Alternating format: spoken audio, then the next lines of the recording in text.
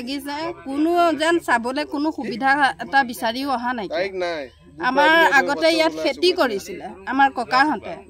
ডাঙৰ ডাঙৰ ইমান ডাঙৰ ডাঙৰ কমও ৩-৪ কেজিমান কবিয়ে হয় আলু খেতি হয় আৰু আমিতো ধৰ জনালেকে আমি যেতিয়াৰ পৰা আমি ধৰ বুজা হৈছে তেতিয়া আমি এই খেতি পাইছো খালি গেহু খেতিটো পাইছো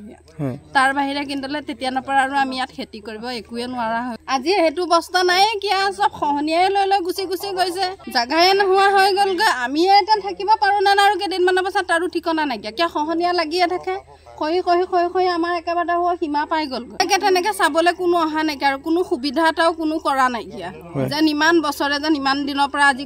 গৰা খহনিয়া যেন লাগি আছে কোনো তেনেকা খা সুবিধা কোনো কিন্তলে কৰা নাই আজি আপোনালোকে দেখা পাইছে এখন ব্ৰহ্মপুত্ৰ হয় আমাৰ ব্ৰহ্মপুত্ৰ নদীৰ কাষতে আমাৰ বিশ্বনাথ ঘাটখন অৱস্থিত আমাৰ বিশ্বনাথ ঘাটখন মানে কি হৈছে নদীৰ খুঁটটো ক্ৰমান্বয়ে আমাৰ বিশ্বনাথ ঘাটৰ ফালে আহিবলৈ লৈছে আৰু তাৰ ফলশ্ৰুতি হিচাপে আজি গৰাখহনীয়া এতিয়া পানীটো অকণমান শুকাইছে কাৰণে ইয়ালৈকে পাইছে যেতিয়া পানী অকণমান বাঢ়ি যাব গৈ দেখিছে আপোনালোকে ঘৰ মানে নিউ অৱস্থা হয়তো এই বছৰতে যদি পানী অলপ বাঢ়ি যায় প্ৰায় 2-3টা ঘৰ অলৰেডি লৈ গুচিয়ে যাব ইয়াত ঘৰ এটা আছিলে ঘৰটোতো নিলেই অলৰেডি ইয়াৰ আপোনাৰ মানুহৰ ম্যাদী পট্টা মাটি আছিলে ইয়াৰ মাটি লৈ গুচি গ'ল বহুত দূৰলৈকে আছিলে গতিকে আমাৰ বিধায়ক মহোদয় আমাৰ বিশ্বনাথ সমষ্টিৰ মাননীয় বিধায়ক আমাৰ প্ৰমোদ বৰঠাকুৰ ছাৰকো কথাটো অৱগত কৰিছোঁ তেখেতেও আশ্বাস প্ৰদান কৰিছে আৰু কিন্তু এতিয়া সদ্যহতে আমাৰ জলসম্পদ বিভাগৰ ফালৰ পৰা নাবাৰ্ডৰ জৰিয়তে এটা মাথাউৰি আহিছে বুলি আমি সিদিনাখন এখন মিটিং হৈছিলে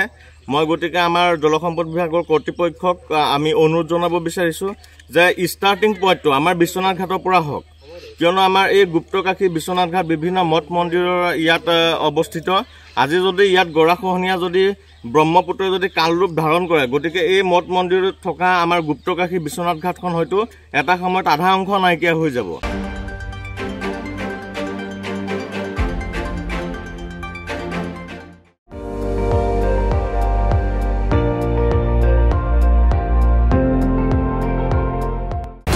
আপুনি চাই আছে ND24 সৰ্বশ্ৰেষ্ঠ নহয় সৰ্বোত্তমৰ দৌৰ